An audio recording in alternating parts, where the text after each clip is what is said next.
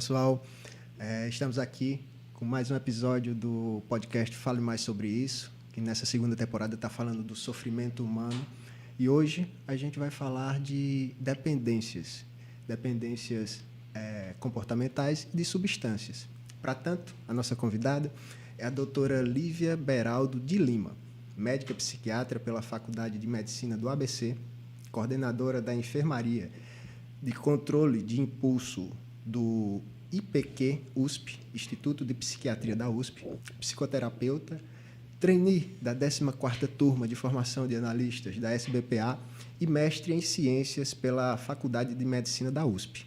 Seja bem-vinda, doutora Lívia.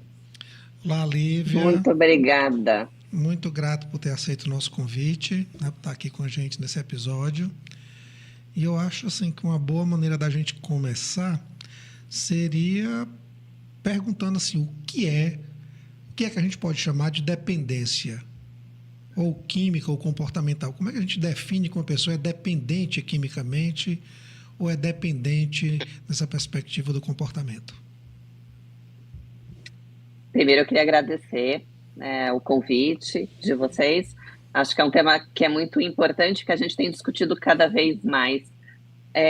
Acho que, em linhas gerais, dependência é qualquer comportamento que traga prejuízo a despeito do que isso vai impactar na vida do indivíduo, seja psiquicamente, seja organicamente, né?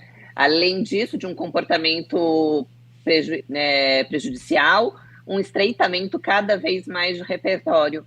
Então, é como se a vida e a energia vital do indivíduo ela ficasse voltada ou para aquele comportamento compulsivo, e aí a gente pode falar de jogo, de sexo, por exemplo, de tecnologias, internet, quanto de substâncias.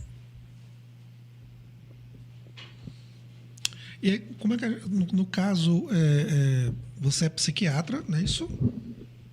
Sim. Então, assim, na perspectiva social, o que é que você vê hoje como mais comum nesse campo das dependências? Eu acho porque essa coisa que você falou como do jogo, né, a dependência do jogo, hoje a gente fala muito também da dependência da questão da virtualidade, do passar muito tempo no computador, no celular. Quer dizer, como é que é isso, Lívia? Fala um pouco para a gente.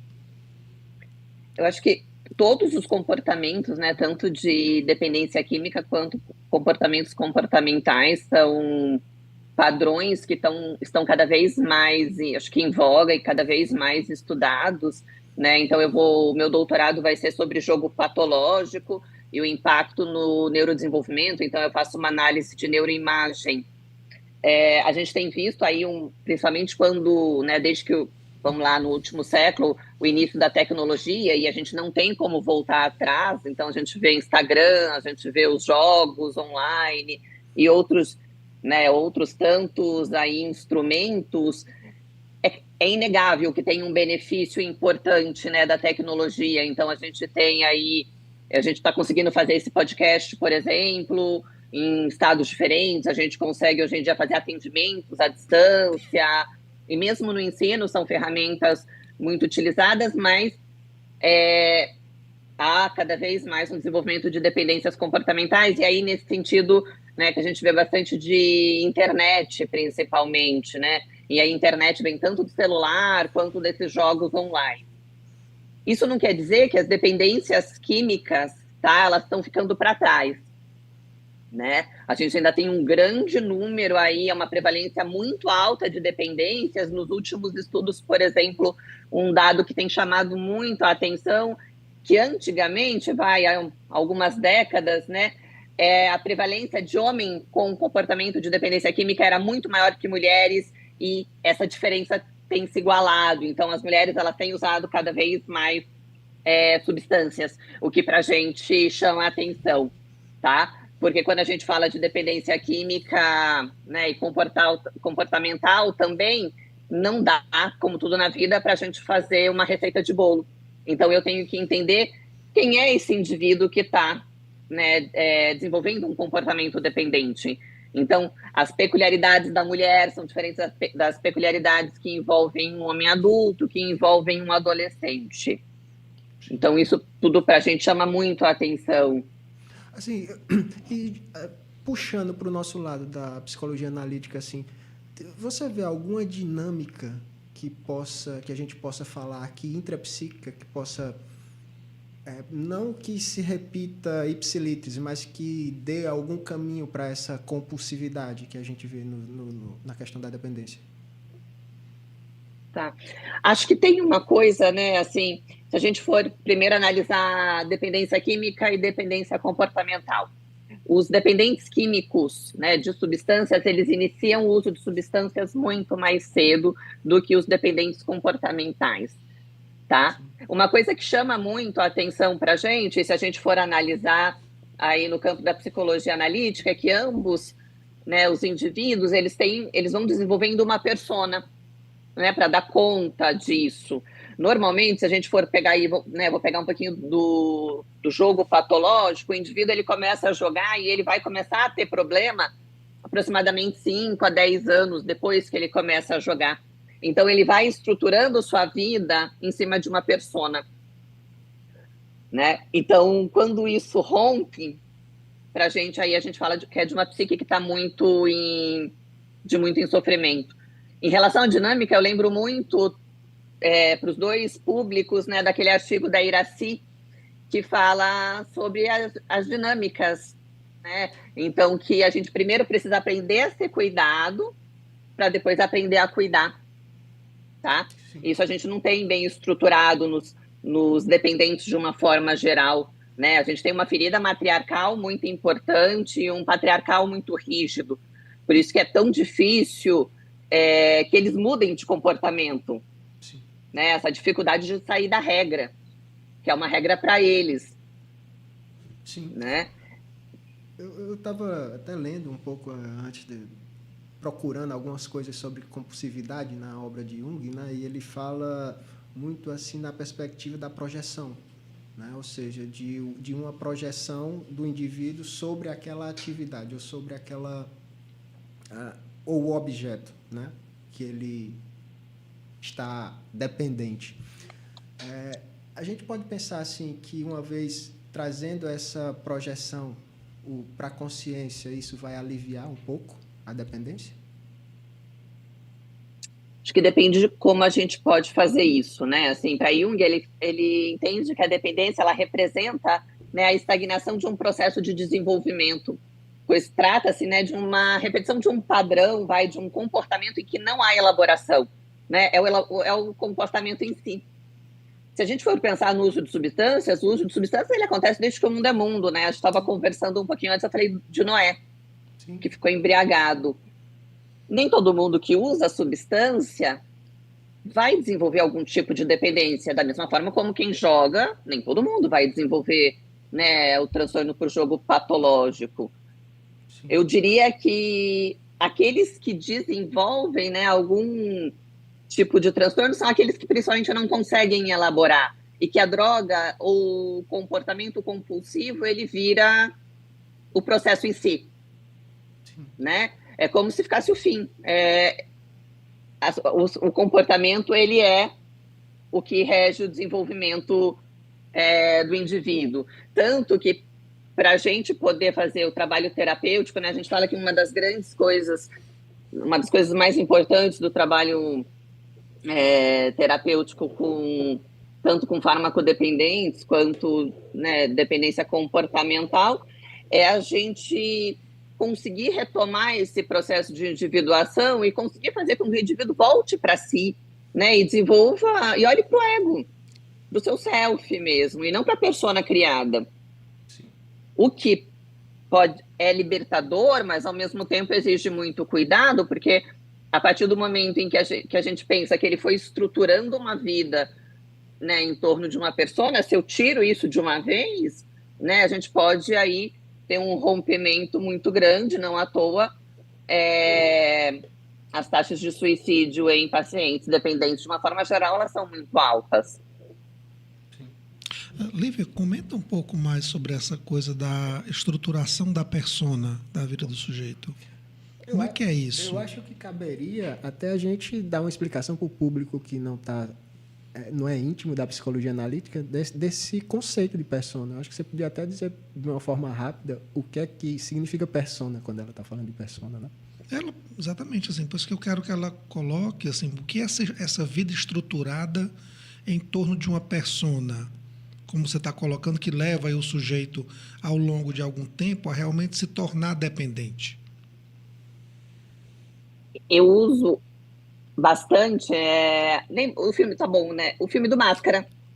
Sim. Né? Então ele vai colocando a máscara, então ele vai criando as personas. Quando ele é a pessoa que é mais, né, que faz as coisas ilícitas, que vai lá, da malandragem, bagunça, ele vai colocando a máscara, né? Então a persona é a forma como a gente vai se adaptando às situações do mundo. Imagina se eu viesse aqui no podcast, né? Da mesma. É a máscara social. Imagina se eu viesse aqui. Que eu viesse por aqui falando igual eu falo com a minha filha de 3 anos. É inadequado, né? Então, e essa capacidade da gente ir trocando as máscaras sociais, que é muito importante, e que com o dependente não vai acontecendo isso. Ele fica fixo em uma, né? Fica fixado, né, na persona que tenta esconder o comportamento, né, destrutivo. Lívia, voltando a essa questão da individuação que você colocou, assim, uma das maneiras de lidar com a dependência seria tirar o sujeito dessa estagnação, desse processo psicológico que foi parado, está estagnado, e meio que colocar, você poderia entender com essa ideia da individuação de novo no caminho, né? Assim, colocar esse processo de novo para funcionar.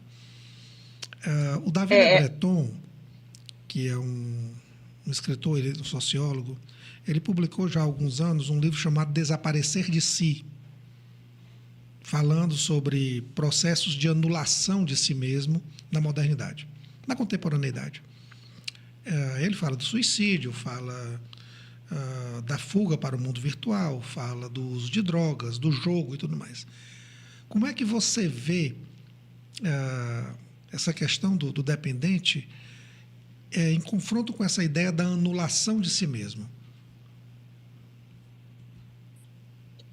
Eu acho que, se a gente for pensar, né, principalmente para o jogo patológico, que é um transtorno que a gente chama muitas vezes de ego sintônico, ou seja, ele não entende como alguma coisa errada, como alguma coisa que foge do processo, né? E é sim, eu considero também uma forma de anulação a partir do momento em que ele vai estabelecendo relações através de uma tela, né? Então ele foge do mundo real e ele foge principalmente por uma dificuldade de manutenção, né, dos afetos e de evitação importante de estresse. Ele vai então mantendo todo tipo de relação através, né? E aí é através de uma máquina, é através de um jogo, é através de alguma coisa. Então ele anula a si próprio a partir do momento em que ele só existe através de alguma coisa. Que aí pode ser também a bebida, pode ser qualquer comportamento, sexo, e a gente pode pensar até hoje em dia com esse aumento, né, acho que desenfreado do consumo de medicamentos, né, Venvance e outras medicações para dormir. Acho que é qualquer coisa ou comportamento em que o indivíduo exista, né, porque é como se aquilo materializasse o indivíduo. Pois é, eu acho que você é a pessoa certa para a gente falar com você como psiquiatra, porque medicação eu acho que é uma coisa bem contemporânea também, nossa, né? E eu acho que não se fala tanto enquanto drogas ilícitas, mas também a dependência de drogas lícitas também. Ultimamente, eu tenho recebido e tenho escutado algumas coisas a respeito, como você falou, de hipnóticos para dormir, né? Não vou citar nomes aqui, mas assim, que está tendo um boom disso aí. Sim. Eu gostaria até de lhe escutar também, você como psiquiatra pode também nos falar sobre isso. O uso de hipnóticos para dormir.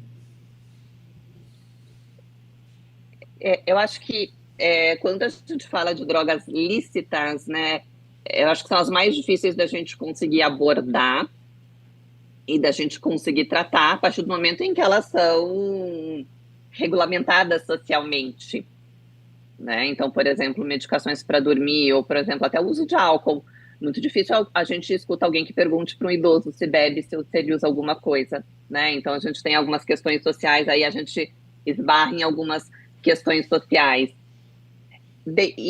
Assim, desde que o mundo é mundo, né? Assim, há o uso de substâncias para se entorpecer, para atingir níveis alterados de consciência ou para se anestesiar, né? Não é só de hoje, tá? Então a gente vê, por exemplo, né, também aí 4.000 anos antes de Cristo, o uso de maconha na China, né, o uso de outras substâncias. Os hipnóticos, de uma forma geral, eles também veem isso, né? Vem anestesiar. Eu quero dormir mais rápido porque eu não quero lidar. Não quero lidar com nenhuma questão, ou eu não quero vivenciar as questões, né, com o parceiro, com a parceira, com as relações de um modo geral. E isso é muito importante para a gente poder, muito importante, eu digo muito grave da gente abordar, porque eu lembro de uma revista TPM que é, né, acho que é uma pílula na mão e uma pílula na língua, que assim, a vida ela ficou automatizada. A gente né, as pessoas elas tomam um remédio para acordar, para ficar acordado, tomam um remédio para dormir. Então, acho que a gente retoma muito desse processo em que não há esse processo de transformação, né, que é tão importante para a gente. Me lembra muito, acho que com a fala do Farley há pouco tempo atrás, eu estava me lembrando de uma palestra que eu vi do Bauman, né, em que ele faz uma correlação com a internet, né, com a rede, né, porque a rede vive de conexões. E as pessoas humanas, elas necessitam de laços, né? A gente, para criar um laço de afetividade, a gente desempenha e gasta muito mais energia do que para criar uma conexão. Uma conexão, você vai lá, eu não quero mais ser amigo do Farley, eu vou lá e deleto ele da minha rede social. Isso é uma coisa. Outra coisa é eu chegar olhando no olho dele, como eu estou olhando agora, e dizer, eu não quero mais ser seu amigo.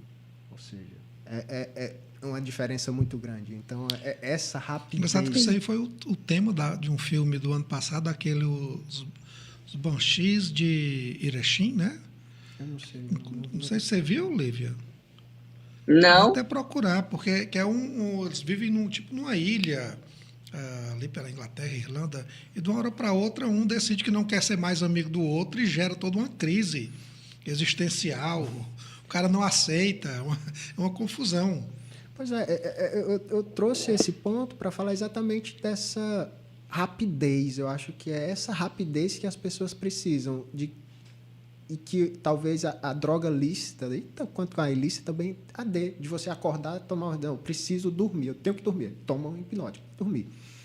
Mas em vez de pensar, por que eu estou demorando a dormir? Eu sei que tem casos e casos, né? Sim, sim. É lógico, né? Mas é nesse ponto, né? Do que a gente está construindo enquanto sociedade. Ou não construindo, né? Se a gente, aqui no tema do podcast, está falando do processo, né, acho que do uso de substâncias e do quanto que a droga ela impede esse processo de individuação, né? Acho que é voltar para si. A gente isso não vai acontecendo. Pois É como se a gente ficasse fixado, né, na substância. A droga ela fica o processo vital em si, né? A vida psíquica, acho que, né, tanto do dependente químico quanto do comportamental, ela é colocada para fora, ela é projetada nesse círculo, de comportamentos, né, desses vícios diversos, né? E por isso que é tanto que no acompanhamento terapêutico é a gente tentar desenvolver esse conhecimento de si próprio mesmo, voltar para o self verdadeiro, não para esse falso self que vai se desenvolvendo com o uso de substâncias ou com esses outros comportamentos, e com isso a gente consegue se libertar dessas projeções da dependência, né? É como se a gente conseguisse se libertar desses senhores que escravizam o indivíduo, né? Ou o desenvolvimento dele. Pois é. E o próprio termo que se usa, adicto, né? Que é escravo, né? Como você usou aí, desse senhor que nos escraviza. Acho que essa é uma imagem que faz refletir. Só constando aqui, o filme é Os Banshees de Inisherin. É um filme de 2022, Que aí eles moram numa ilha, né? E tem um deles que rompe a amizade com o outro sem dar explicação. E gera uma crise enorme entre os dois. Um absurdo, um filme muito bom, muito interessante. Se fosse numa rede social, só bastava deletar. Bastava deletar. Pronto, estava resolvido o problema. Está resolvido o problema. Eu acho que isso demonstra. Não né? tem o que lidar com a questão, né? Que, de certa forma, está ligada a isso que a Lívia está falando. Por exemplo, a questão que se fala muito hoje dos medicamentos está muito ligada a isso. É uma mediação química da nossa personalidade. Né? Aliás, a gente pode se construir quimicamente, você pode até ir além da medicação.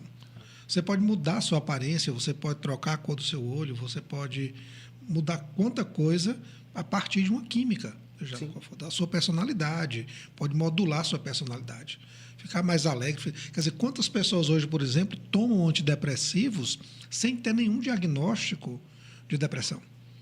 Tomam unicamente para se sentir melhor. Né? Toma para emagrecer. Entende? Então, assim, realmente é uma mediação da própria personalidade, do próprio corpo, por meio de uma química, né? E da não vivência dos processos, né? Acho que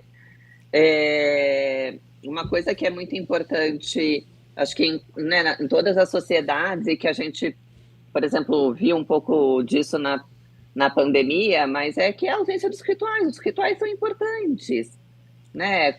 Assim, durante o processo de individuação de indivíduo, a gente é feito de rituais, né? Então, o ritual de passar da infância para a adolescência, os questionamentos, o que né, ao longo da nossa vida, isso, o ritual de desfazer uma amizade frente a frente. E uma vida anestesiada é uma vida sem sentido.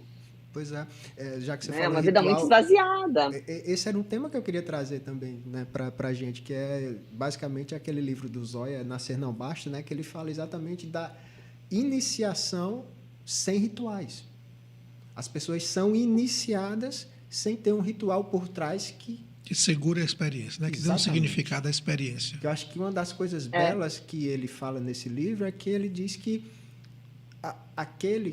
para você ser iniciado, tem alguém que já passou pelo processo, que está dizendo como é. E ele diz, não, você vai até aqui. É até uma coisa interessante a gente falar isso, porque assim, a Lívia citou, quer dizer, há quantos séculos você tem relatos, inclusive na Bíblia que ela colocou, assim, de pessoas que se utilizaram de substâncias, digamos assim, que alteram a consciência. Né? Mas aí precisa lembrar o que você está colocando agora, que muitas vezes isso aí é feito dentro de um outro contexto, né? De um contexto ritualizado, que dá um significado maior à experiência. O próprio peiote. Né? Sim. É muito diferente. Muito diferente. É muito diferente. É que assim, quando a gente analisa o uso de substâncias, a gente tem que entender que o uso de substâncias ele vai para além da substância, né? Ele rege a moral do lugar que se discute, e ele rege também dogmas religiosos, né? Então, por isso que o uso de algumas substâncias aqui, a discussão é diferente dos Estados Unidos, é diferente em outro lugar. Quando há o ritual, que a gente então vê o peyote, a gente vê aí alguns rituais, né? Ayahuasca, algumas outras raízes amazônicas, o ritual ele dá, né, uma continência mesmo para aquele processo, e mais do que isso, ele dá um significado. Não é que você vai lá para tomar.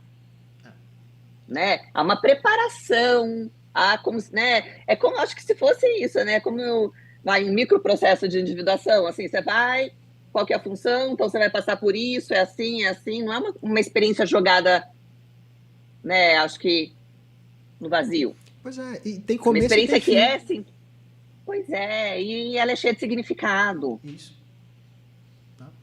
Me lembra muito do Groff, né, também, que eu acho que tem a tendência da psique humana, né, de buscar essa experiência que vai além da consciência, né?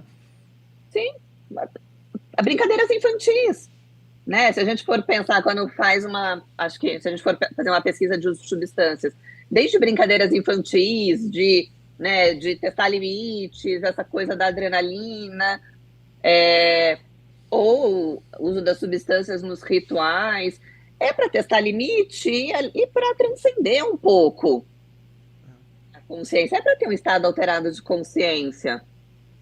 Pois é. E até aí tudo bem, né? O que não dá é para ficar fixado nisso. Pois é.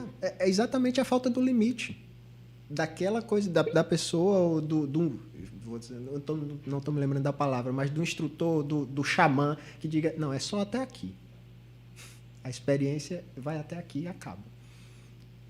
Eu queria trazer até, já que a gente entrou nesse tema, o fundador do AA, um dos fundadores do AA, né, escreveu para Jung, e a resposta de Jung tem uma frase que ele diz assim, né, o senhor caro Mr. Wilson, né, que é Wilson Griffin, um dos fundadores dos 12 Passos e da estrutura do AA, que é o Narcóticos Anônimos, enfim.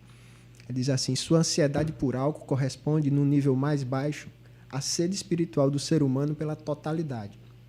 Expressa, em linguagem medieval, a união com Deus. Ou seja, é exatamente o transcender disso. Sim. Né? Sim. Que o ser humano procura, ou que a psique procura. E aproveitando que eu trouxe, né, um dos fundadores aqui do AA e Jung, eu queria saber de você como você trabalha com essa estrutura do AA dentro do seu processo como é que eu digo? De acompanhamento. De acompanhamento e da sua prática diária com a dependência. Tá. Acho que como todos os quadros, né? Acho que como a gente vê acho que nos nossos consultórios ou nas instituições que a gente trabalha, cada indivíduo é único e é a única forma de se olhar para o problema dele, né? Então, eu acho que o tratamento ele é moldado não somente pela substância ou pelo comportamento impulsivo que o indivíduo faz, mas pela sua história de vida. Porque eu preciso de fazer um tratamento em que faça minimamente sentido e que entre, né? Eu acho que na vivência dele. Para alguns pacientes, os grupos de apoio, e aí a gente tem isso, os narcóticos anônimos, os alcoólicos anônimos, mulheres que amam demais, entre outros, fazem muito sentido na maneira em que se compartilha experiências, né? Então, você não é uma pessoa estranha, uma pessoa à parte da sociedade, então outras pessoas vão compartilhando experiências e características de vida, então você consegue, né, ver que outras pessoas sofrem, eu acho que humaniza o quadro, da mesma forma que consegue também, eu acho que compartilhar experiências que deram e que não deram certo. Para algumas pessoas, para alguns pacientes, eles acham que isso humaniza o tratamento à medida que você tem um padrinho, né? Então tem uma pessoa que você pode contar que tem o mesmo problema que você, com a diferença que está aí abstêmio por algum tempo, então estabelece uma relação de maior confiança do que uma relação de punição, como acontece em algumas vezes. Então, eu acho que é importante, acho que a gente tem que conversar sobre todas as abordagens para o paciente, porque quem escolhe a abordagem que mais faz sentido é essa relação, né? Acho que essa troca, se é uma relação muito pautada no patriarcal, no tratamento, que essa coisa muito punitiva não se sustenta. Sim. Ou seja, como você estava falando um pouco tempo atrás, né, uma das coisas que eu fiz alguns trabalhos voluntários com equipes, com grupos do AA, né, e uma das coisas é saber que ele é impotente perante aquilo lá. Sim. Né? E quando você falou da figura do padrinho que o AA tem, né, me lembrou exatamente o que eu estava querendo expressar quando estava falando do ritual. Né? Ou seja, existe alguém ao qual a pessoa se reporta, algum que está no nível superior do seu. Eu conheço o caminho que você já está passando agora. Eu sei como é. Né? E é isso que, às vezes, a gente não consegue achar com a dependência. Né? Mas, veja, é interessante essa perspectiva. Eu já fui algumas vezes a grupos de AA, com alunos, inclusive, para visitar e tudo, para conversar com eles, fazer entrevista e tudo. E é interessante você falar isso, porque, veja, também tem uma persona construída depois. A persona do ex-dependente. Né? Eu vi uma leitura uma vez bem interessante, até eu colocar para a Lívia para ouvir a opinião dela. não era um junguiano, né? Era um psicanalista, mas fez uma leitura interessante, dizendo que o dependente da bebida, né, que está no AA, ele trocaria ou teria trocado um transtorno obsessivo compulsivo, né, ou seja, do ato, né, de beber, por um transtorno fóbico. Quer dizer, eu não bebo mais, mas eu passo o tempo todo a falar da bebida. Eu preciso continuar a me colocar como numa persona de um ex-dependente, mas eu estou sempre evitando o primeiro gole, eu estou sempre isso, eu estou sempre aquilo. Ou seja, a bebida está sempre ali. Não está mais no ato, mas está no imaginário que está me ameaçando o tempo todo. Né? Ou seja, a fobia. Né? Eu parei realmente de beber. Assim, a qualidade da coisa é indiscutível. A pessoa parou de beber, não prejudica mais a saúde. Mas a bebida não deixou de estar ali. E ele continua continuamente, né? Ele está ali continuamente contando uma história de si, onde ele ainda está ligado à bebida, agora só como ex-dependente. Há uma outra persona aí. Né? Eu posso até estar enganado, mas eu acho que não tem nem essa figura de ex-dependente. Tem dependente que não está usando. E aí, abstinente, Lívia? E aí, Lívia? A gente fala abstinente há tanto tempo. Porque não deixou. Há tanto tempo. Há tanto tempo. Há tanto tempo, E, de fato, eu acho que, assim, uma das coisas também, acho que tão importantes no tratamento de farmacodependentes, né, e de jogadores, é a gente poder ampliar a identidade. Porque o que a droga faz, né, assim, à medida em que vai se desenvolvendo do uso, abuso, dependência, a gente vai fixando, né, assim, o indivíduo ele se torna o comportamento ou a substância, a gente reduz o indivíduo. Né? Então é isso, fixa a persona. À medida que eu vou tratando, tá bom, mas quem é a Lívia? Né? Então, a Lívia usa álcool. Tá bom, mas quem é a Lívia para além do uso de álcool? O que a Lívia gosta? É como se eu fosse tirando, né? Vamos lá, a máscara do máscara do filme, eu vou tirando, e o que vai aparecendo? O que tem por trás daquilo? Porque se eu não amplio o repertório e fica só a Lívia abstinente há tanto tempo, eu continuo, de uma certa forma, com uma persona fixada. Né? E a vida fica em torno da substância, ou do uso atual ou do uso anterior. Pronto. E se eu estou querendo desenvolver, né, acho que uma vida de qualidade é o que há por trás da substância, ou para além da substância. Ou seja, resgatar dimensões que ficaram em segundo plano no momento que a pessoa estava em uso, né, dessa substância. Essas dimensões precisam agora ser resgatadas. Sim, e possibilidade de crescimento, né? Assim, o que tem para a gente crescer? Pois é, Lívia, e dentro do seu trabalho lá na enfermaria da USP, assim, o que é que a gente poderia, ou o que é que você poderia falar, né, mais precisamente, para as famílias das pessoas que têm dependentes, né? Assim, o que é que você vê assim que poderia, sei lá, ajudar, tipo um familiar que está escutando aqui esse podcast e tem uma pessoa que é dependente? Que a gente está falando ou está lidando com um quadro que sim é muito difícil, que não tem relação com o caráter, né? Então a pessoa não para porque ela não quer, mas a gente tem comportamentos aí arraigados e alterações neuroquímicas, né? Alterações cerebrais importantes, e que da mesma forma que o indivíduo que faz uso de substância ou que tem algum comportamento impulsivo precisa de ajuda, a família também. Todo mundo sofre. Então, sempre que procurar ajuda, e é importante procurar ajuda, mas procurar ajuda para você também, para a família também, para que alguém que consiga olhar para o que se passa e tentar romper o comportamento também, né? E aí a gente fala um pouco de codependência, que são comportamentos que são estabelecidos, que de alguma forma vão alimentando essa dinâmica dependente. Não é que o comportamento faz a pessoa usar, mas vai alimentando essa dinâmica dependente. Então, que é preciso cuidado com todo mundo. Então, tem que ter um cuidado voltado para a família também. E que a gente consegue isso, né? Então, a gente tem o Al-Anon, que também é um grupo voltado para familiares. Então, que eu acho que é um grupo de ajuda mútua para saber que também não se passa por isso sozinho, que outras famílias também passam, e como é que elas podem, eu acho, passar por isso, não só ajudar, né, o seu familiar, mas também se ajudar, porque são questões em que todo mundo é, né, devastado. Pois é. Lívia, queria retomar uma questão que você falou brevemente no começo, que é sobre o aumento do público feminino nessa categoria de dependência. O que você atribui a isso? E assim, que tipo de dependência você está vendo esse aumento mais claro?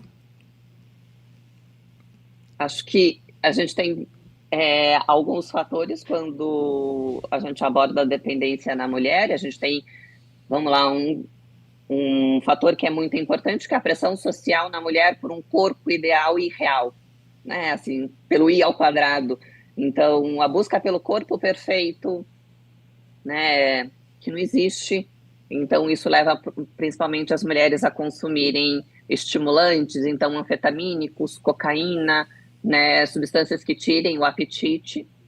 Relacionamentos abusivos também são fatores de risco para desenvolvimento de dependência. A mulher precisa se anestesiar da violência. A gente sabe que o mundo ainda tem uma estrutura, né, muito patriarcal, uma estrutura muito machista ainda, então o pedir ajuda é uma barreira importante para essas mulheres. Muitas vezes é muito difícil que isso aconteça, então elas também fazem uso de substâncias.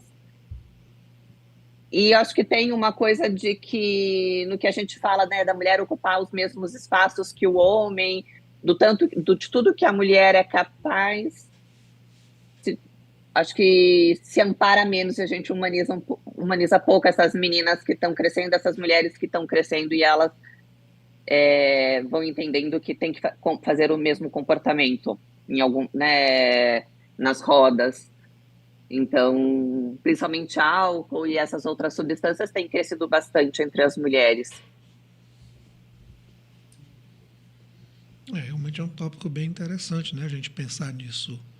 Assim, o quanto o público feminino está se afetando mais e mais com dependência, assim, porque geralmente era associada, essa questão principalmente da bebida, era associada ao homem, né? E a gente está vendo hoje um crescimento desse público feminino. A pressão está aí para todo mundo, né? Sim. E assim, bem, cara, interessante esse ponto, assim, da mulher precisar se anestesiar frente a determinadas questões sociais, né? A preocupação com o corpo, a questão dos relacionamentos abusivos, realmente são tópicos bem importantes para serem pensados. O quanto isso joga a mulher para um campo de uma dependência para poder suportar o dia a dia, né? Que é uma forma de anestesiamento. É uma maneira de ficar parada, né? Como você estava falando no início, né? Sim, e as outras violências, né? Para a mulher conseguir o mesmo posto que o homem, as violências que o gênero feminino ele passa diariamente. A gente, né, não tem como se pensar em uso de substâncias somente como uma questão química, mas é uma questão social. Lívia, depois a gente pode até voltar a esse ponto se surgir aqui mais alguma coisa, mas me veio à cabeça agora uma questão que está de certa forma, que é bem polêmica, e eu queria uma opinião sua sobre como você vê o trabalho das comunidades terapêuticas nesse enfrentamento. Tá. Eu vejo com bastante ressalva e com bastante receio, porque não há uma regulamentação. Eu acho que, né, uma regulamentação para o tratamento que é oferecido. A gente tem relatos aí de muita violência com esses indivíduos, de muito abuso, né, de uma religião que é imposta. E eu acho que com esse tipo de tratamento oferecido, que a gente tem visto bastante, não à toa, né, o Conselho Federal de Medicina tem ido muito atrás disso, a gente não trata ninguém, né? Acho que muito pelo contrário, a gente associa tratamento à punição. Então, eu acredito que um tratamento eficaz não é um tratamento que tira o indivíduo da sociedade, né? Vamos, mesmo, por exemplo, durante a internação, por exemplo, no HC, o paciente recebe visita, o paciente pode receber telefonema, né? Assim, não há, eu não tiro ele dessa forma da sociedade. Eu vejo com bastante ressalva. A gente pode pensar, dentro do que você falou, que essa questão do tratamento com punição ainda é um resquício de olhar isso para uma falha de caráter? Como se Sim. fosse punindo, que vou consertar você. Que a pessoa não melhora porque não quer, né? Assim, exato. Sim. Inclusive a presença do trabalho forçado em algumas comunidades, né? As pessoas são obrigadas a trabalhar para, entre aspas, se livrar da dependência, né? Eu acho que a gente volta, né? Lançou, e eu quero até assistir o documentário, né, de uma jornalista muito, muito conhecida e que faz trabalhos brilhantes, a Daniela Arbex, que é sobre o Holocausto brasileiro, do Hospital Psiquiátrico em Barbacena. Então, a gente traz a imagem que eu tenho, né, que sim, se a gente fica punindo o dependente e não, acho que pensando no que a gente pode fazer e aí isolando ele da sociedade, a gente está excluindo, né, tirando os excluídos de circulação como se fazia nesse hospital. E aí eu acho que fica como se fosse, né, uma higienização social e não um tratamento. Pois é. Sim. O trabalho com a família, Lívia, como é que você vê assim, na tua prática? Ainda é muito complicado lidar, às vezes, com o preconceito da família? Como é que tem sido a inclusão dessa família nesse tratamento? Eu acho que pode até ampliar. Existe tratamento para o dependente sem a inclusão da família? Não. Não existe tratamento para o dependente. Importante para a gente passar aqui. Sim, a família tem que estar presente, né? Ela tem que participar porque ela sofre também, né? E eu acho que tem dinâmicas familiares que estão aí entremeadas no processo de dependência que precisam ser cuidadas também.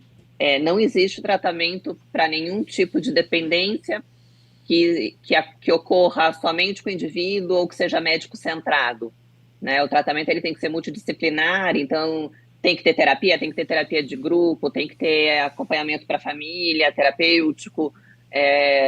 Hoje em dia a gente até amplia, né? Então, atividade física é um tratamento documentado, então a gente tem que aí, é um tratamento amplo, é um tratamento longo, tanto para paciente quanto para a família. Eu queria trazer um tema, não sei se... como é que eu posiciono aqui, porque eu atendo pacientes que estão em outros países e muito se fala na Europa agora de o uso de drogas exclusivamente para transar. Para Chemsex. Chemsex. E escuto relatos de que está um boom isso lá e que é uma coisa muito difícil de controlar depois, uma vez entrado nesse mundo, né? Vamos dizer assim. Eu queria, se por acaso você tem algum conhecimento disso e pudesse falar alguma coisa sobre isso aqui. Se já está chegando isso aqui no Brasil também. Bastante, não. Acho que é um comportamento que acontece em larga escala, tanto lá quanto aqui. Eu tenho alguns pacientes no consultório e se a gente pensar, né, não só para os danos psíquicos desse indivíduo, que é isso, né? As relações elas são estabelecidas através de uma substância, as relações virtuais, as relações sexuais através da droga é um problema de saúde pública, né? Porque isso diminui o uso de preservativos, aumenta a infecção por ISTs e outros tipos de violência. Então, é um problema de saúde pública muito importante, porque a gente vai fazendo comportamentos arraigados, né? Então, só tem sexo se usar algum tipo de substância. Então, é uma coisa que aqui tá bastante. Aqui no Brasil, a gente tem uma alta prevalência também, principalmente na população homoafetiva, né? O que faz é isso, a gente sempre tem que olhar para as particularidades de com quem a gente conversa. Eu preciso entender o universo do indivíduo que está na minha frente para eu poder entrar nesse tratamento e né, entrar nesse universo e poder oferecer um tratamento que não seja baseado em mim, mas baseado no outro. Sim. Eu fico pensando aqui, trazendo mais uma vez para a nossa psicologia analítica, o que é que isso diz de nós de uma forma coletiva, né? Não só vendo esse indivíduo de uma forma individual, né? Sendo redundante aqui, mas assim, o que é que isso nos mostra de nós humanos enquanto coletividade, né? Esse boom de dependências de um amplo espectro, né? Assim, dependência, para onde você se vira, tem alguma coisa, né? Assim, a gente está precisando estar dependente de algo, né? Isso me veio essa ideia agora de, assim, de o que é que isso nos diz enquanto coletividade, enquanto humanidade. O que é que isso fala de nós? Eu sei que é uma pergunta muito ampla, assim, mas estou dividindo com vocês, até o Farley pode falar também, assim, o que é que vocês acham disso, sabe? Não tem como a gente, acho que olhar para o indivíduo sem olhar para o coletivo, né, Halle? Que é isso que você disse, e eu acho que esse aumento na prevalência de comportamentos compulsivos, né, nas diversas dependências, elas, acho que mostram para a gente um alerta desse sofrimento, né, assim, desse sofrimento coletivo, né, dessa anima mundi aí que acho que precisa voltar a olhar para si, né, assim, precisa poder olhar um pouco mais para esse sofrimento, para poder ser cuidado, para poder cuidar e se deixar ser cuidado. Lívia, eu estava lembrando aqui, de uma vez eu lendo um livro sobre saúde mental, infelizmente não recordo o nome, mas eu lembro aqui do argumento, o autor comentando, não no caso da dependência, mas, por exemplo, em doenças como a psicose, que do momento no qual, digamos assim, o paciente apresenta o primeiro sintoma, até o momento em que a família busca ajuda, teria aí passado mais ou menos um período de 1 ano. Porque é uma questão do preconceito, da negação do adoecimento, da estigmatização, a pessoa geralmente se isola porque não é compreendido pela família, esse próprio isolamento leva também a um agravamento dos sintomas e tudo. Então, assim, o argumento dele é que, em as pessoas se tornando mais conscientes do adoecimento daquele membro familiar, elas poderiam buscar ajuda mais cedo e, portanto, o tratamento seria até mais eficaz.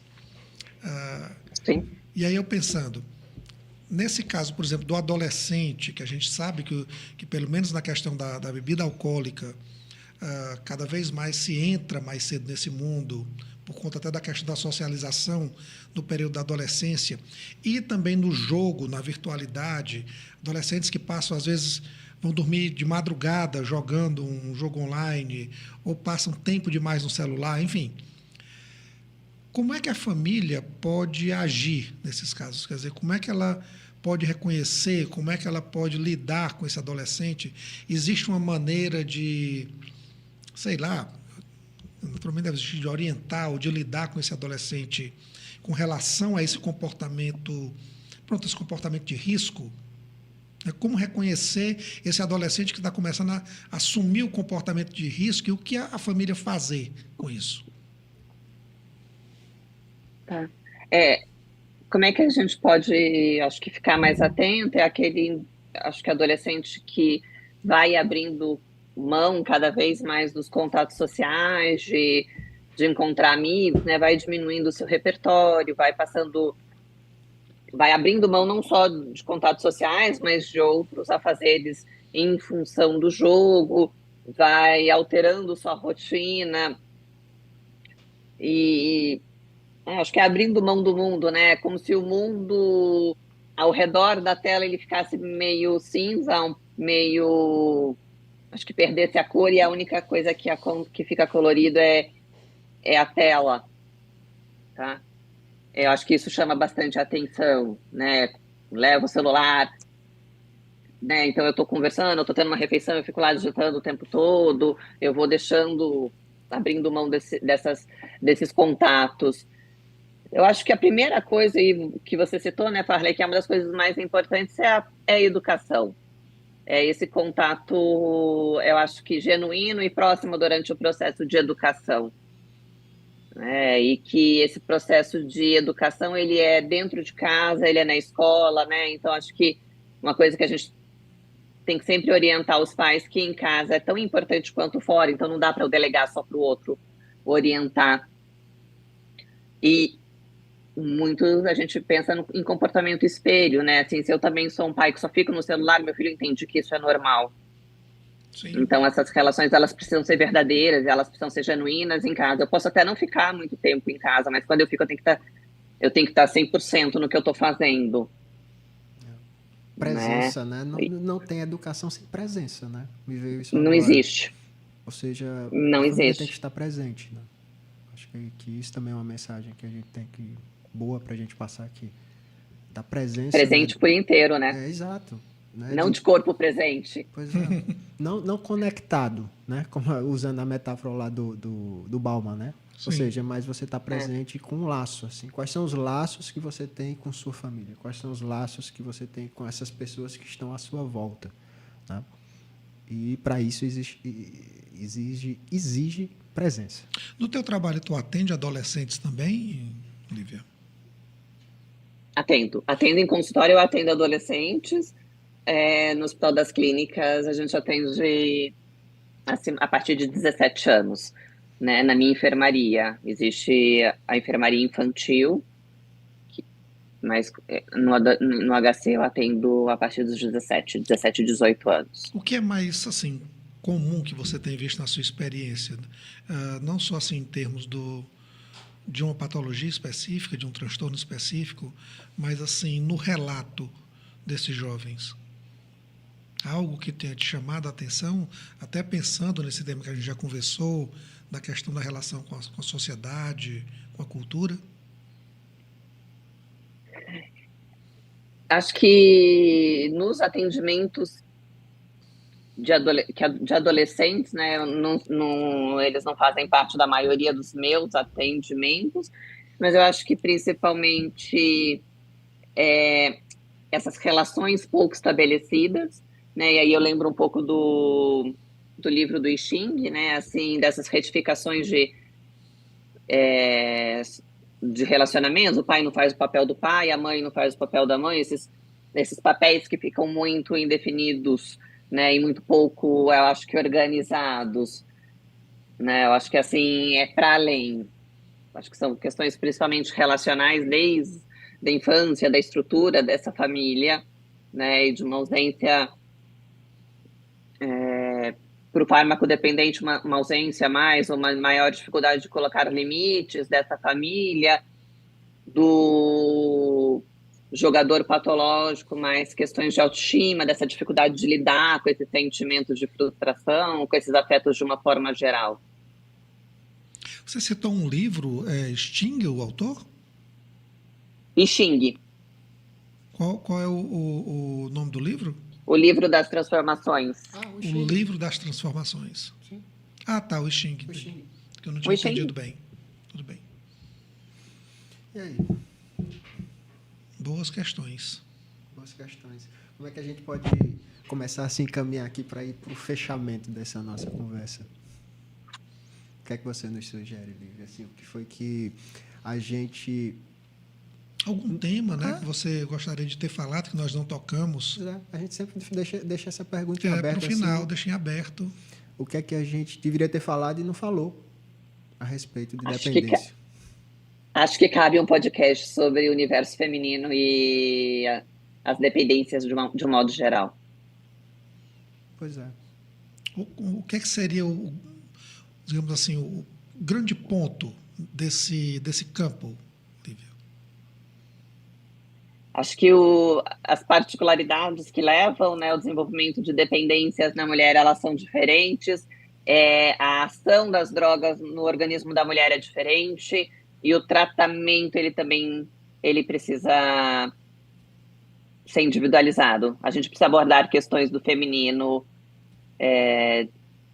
nesse acompanhamento. As instituições ainda não estão prontas para isso, Lívia? Estão, Então, estão, pelo menos no HC a gente tem um grupo, que é um grupo maravilhoso, que chama ProMude, que é o Programa de Acompanhamento à Mulher Dependente. É um grupo que tem uma estrutura fantástica, né? Então eles têm um grupo, um corpo de psicologia muito importante, um grupo de psiquiatria muito importante, nutrição, e eu acho que tem algumas outras especialidades também. É um grupo fantástico da psiquiatra da Patrícia Rothgraf e da Silvia Brasiliano. Você falou, quando a gente tocou a primeira vez nesse assunto, de que muito do uso, né, dessa substância por parte da mulher decorria de uma forma de anestesiamento frente à violência familiar, à violência social, enfim. De acordo com o que você acabou de tocar, existe uma dificuldade maior da mulher em lidar com esse problema da dependência? Assim, o tratamento é mais complicado, não é? Eu queria até aproveitar e amplificar um pouquinho essa pergunta, porque você falou ainda há pouco que o funcionamento da droga, da substância, é diferente do corpo da mulher e do corpo do homem. Se você pudesse falar um pouquinho disso também. Tocar assim, um pouco nesse ponto, né? Quais são essas diferenças? Ou uma diferença assim que pudesse exemplificar para quem está nos escutando? Assim, não quero dizer de todas as substâncias, mas algumas substâncias elas são mais lipofílicas, né? Então elas vão ter mais ligação com a gordura. Por mais sarada que a mulher seja, a gente tem um percentual de gordura maior na mulher do que no homem, tá? Então isso altera o funcionamento de algumas substâncias, por exemplo, o álcool no organismo. Tanto que o que a gente fala, por exemplo, de padrão de uso nocivo para o homem é uma quantidade de doses, para a mulher é outra, é uma quantidade menor, devido a essa proporção de gordura, principalmente, digamos assim, entre outras coisas. Para ver o que a gente chama de embriaguez? Isso. Tá. Então, aí no caso então, do acho álcool, que tem essas... né? Isso, no caso do álcool, por exemplo. Eu acho que uma dificuldade... Acho que há uma dificuldade da mulher procurar ajuda, porque acho que muitas vezes essa mulher não tem voz, né? E se a gente for pensar nas dificuldades estruturais aí da mulher, uma mulher que, além de tudo, é dependente, é uma mulher que ainda é mais, eu acho que, marginalizada na sociedade. E aí ela fica mais destituída de cuidado. Então, acho que é mais difícil, sim. Acho que cabe ainda utilizar aqui o podcast como forma de propaganda até desse serviço que você acabou de falar que tem aí, né? Sim. Porque quando você estava falando... Sim, o ProMude. Né, me veio a ideia de que exatamente o que leva é a impossibilidade de ver como sair de uma situação. Né? Ou seja, a pessoa... Eu perguntei, inclusive, da questão da instituição, porque assim, a gente sabe que, não no caso da dependência, mas, por exemplo, em situações de suicídio, que é um outro grande problema de saúde pública. Tem assim, pesquisas que mostram que assim, as mulheres tentam mais, né? Mas os métodos que os homens tentam são mais eficazes. Porque, geralmente, o homem usa arma de fogo, ou usa a forca, né? Então, enfim.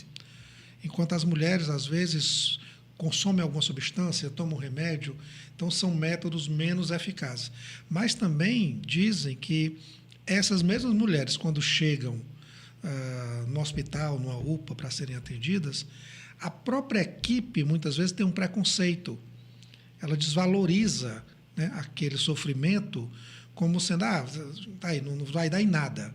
Né? É piti. Né? E isso leva, piti, pronto, como você está dizendo, ela deu um piti, tomou uma cartela de remédio. Então, há uma desvalorização da própria equipe. E essa desvalorização geralmente leva a pessoa a tentar uma segunda vez. Né? E aí, por isso que ele fez ou a não pedir ajuda, né? Ou não pedir ajuda. Ou a esconder e não pedir ajuda. Por isso que eu fiz a pergunta assim, como é que está a instituição justamente para conseguir perceber essa diferença na recepção dessa mulher dependente e no apoio a ela para esse enfrentamento, né?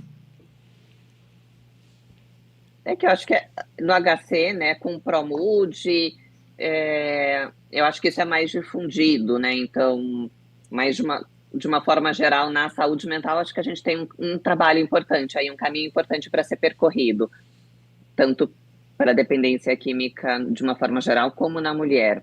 Né? Acho que dependência química ainda é, mesmo entre os profissionais de saúde, uma área com bastante estigma e com bastante julgamento moral. É interessante essa coisa da moralidade social, né? O julgamento moral, né? O quanto isso impede a gente de entender que aquilo ali é um problema de saúde. Isso. Né? Ou seja, e que deve ser tratado nesse campo. Enquanto você estava falando, me veio a ideia que é exatamente o olhar humano para aquela criatura. Que, de certa forma, às vezes a gente perde. Né? Não vou dizer que é os outros, eu estou colocando a gente, porque nós perdemos, assim, enquanto humanidade. Então, ela estava falando, naquele momento que a gente tocou na questão das comunidades terapêuticas, o quanto ali está um julgamento moral, principalmente pelo fundo religioso que é dado ao tratamento, esse julgamento moral muito forte. O sujeito aí, na realidade, é sem vergonha, não tem caráter ou não tem coragem, daí o uso da força, do castigo físico, do trabalho forçado como uma forma de tratar isso aí, quando na realidade a gente sabe que não tem o menor funcionamento, né? Exato. Uhum. Sim. Chegando no encerramento, né? É isso. Eu acho que foi bastante produtivo muito obrigada. Aqui a nossa conversa. Muito né? bom. Não, calma que eu estou falando aqui, mas você ainda vai falar. Né? Assim, foi bastante produtivo. Eu espero que as pessoas que tenham acesso a essa conversa, né, possam ter dúvidas esclarecidas, possam, de uma certa forma, saber o meio ou a quem recorrer, a quem procurar, né? As instituições, a gente falou aqui do AA, falou do NA, ela falou do Al-Anon, eu conheço o Naranon também, que é exatamente para a família das pessoas que sofrem com narcóticos anônimos, né? E eu queria deixar as palavras, a palavra para você, Lívia, assim, para fazer nosso encerramento aqui. Eu queria agradecer, né, Harley, Tyler, pelo convite.